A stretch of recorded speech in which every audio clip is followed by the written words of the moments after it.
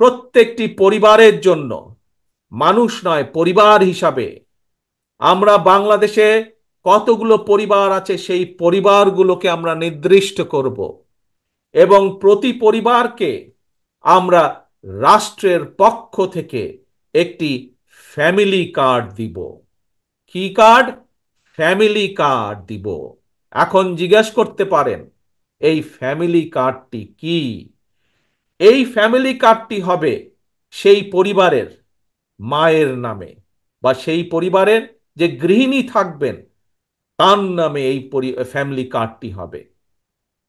রাষ্ট্রের পক্ষ থেকে আমরা গ্রাম থেকে শুরু করে থানা জেলা পর্যায় পর্যন্ত আমরা প্রত্যেকটি পরিবারকে চেষ্টা করব একটি পরিবারের মাসিক যে প্রয়োজনীয় খাদ্যদ্রব্য যেগুলো প্রয়োজন তার মধ্যে কিছু সংখ্যক খাদ্যদ্রব্যের একটি নির্দিষ্ট পরিমাণ সহযোগিতা করার জন্য, যাতে করে প্রত্যেকটি পরিবারের উপরে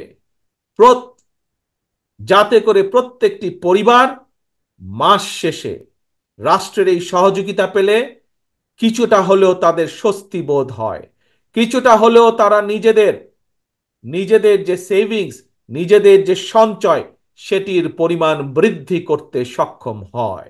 এবং তার ফলে এই সহযোগিতাটা যদি আমরা কয়েক বছর ধরে চালু রাখতে পারি তাহলে আমি বিশ্বাস করি বাংলাদেশের গ্রামের পরিবারগুলো, গ্রামের মানুষগুলো সচ্ছলতার একটি পর্যায়ে উঠে আসতে সক্ষম হবেন। অর্থাৎ রাষ্ট্র সরাসরিভাবে প্রত্যেকটি পরিবারের পাশে রাষ্ট্রের সামর্থ্য অনুযায়ী প্রত্যেকটি পরিবারের পাশে দাঁড়ানোর চেষ্টা করবে, তাদেরকে সহযোগিতা করার চেষ্টা করবে, তাদেরকে সাহায্য করার চেষ্টা করবে যাতে করে তারা স্বাবলম্বী হয়ে উঠতে পারে। এবং এই কার্ডের, আমি আগেই বলেছি, এই কার্ডটি কার নামে হবে? এই কার্ডটি সেই পরিবারের গৃহিণী, চারজনের একটি পরিবার, রাষ্ট্রের পক্ষ থেকে সহযোগিতা প্রদান করা হবে এবং এই ফ্যামিলি কার্ডটি হবে সেই পরিবারের মা বা সেই পরিবারের যে গৃহিণী থাকবেন তার নামে, যাতে করে আমরা বাংলাদেশের অর্ধেক অর্ধেক জনসংখ্যার অর্ধেক হচ্ছে নারী, যাতে করে আমরা নারীদের ক্ষমতায়ন বৃদ্ধি করতে পারি, যাতে করে স্বাবলম্বী করে গড়ে তুলতে পারি আমরা বাংলাদেশের মা বোনকে, সেটিও হবে তার অন্যতম একটি লক্ষ্য এই ফ্যামিলি কার্ডের।